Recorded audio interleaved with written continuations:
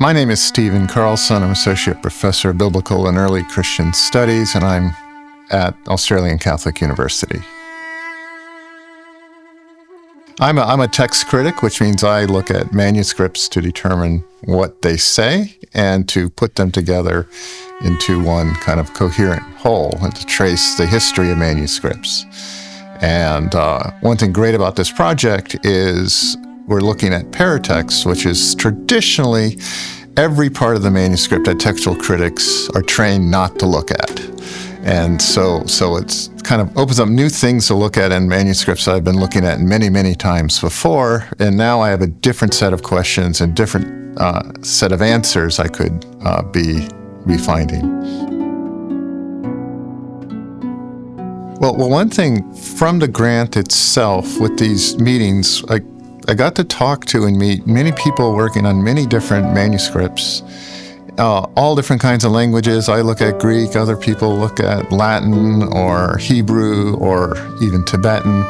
And a lot of things I'm seeing, they're seeing too. And it's not like my own little tiny field where there's a small set of people to talk to about what's going on, but rather you could get insights from a whole wide variety of different scholars kind of looking at similar manuscripts, even though they're in different languages from different times, written by different people. But there's commonality that I didn't quite appreciate was really out there.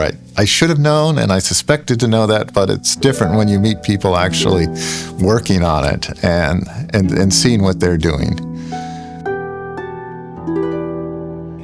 Yeah, I'm certainly looking at different parts of the manuscript, because when you're a text critic just caring about what the author said, you look at that central text block and you got to figure out what it's saying.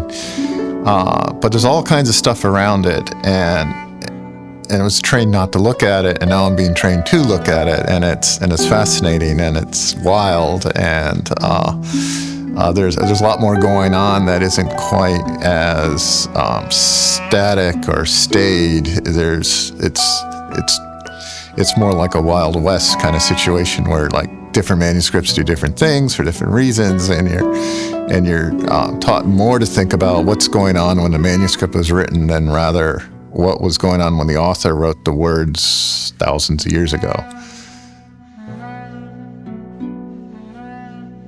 I'm thinking of new ways of editing and presenting texts, particularly complicated, compound, composite text, to readers in a way that kind of captures the experience of readers as they read it back then. Because right now we have it on a book, on a printed page, and it's very kind of hermetically sealed. It's a very kind of sterile environment that's designed to present certain things we care about now, but it doesn't give us the reader's experience of how actual readers experience this text throughout history. And I want to be able to bring that more to readers of how to experience a text in a similar way that they experienced it back then. So I have some proposals to kind of produce editions that kind of mirror that experience a little better, and so that it's just we're more able to put ourselves into their world.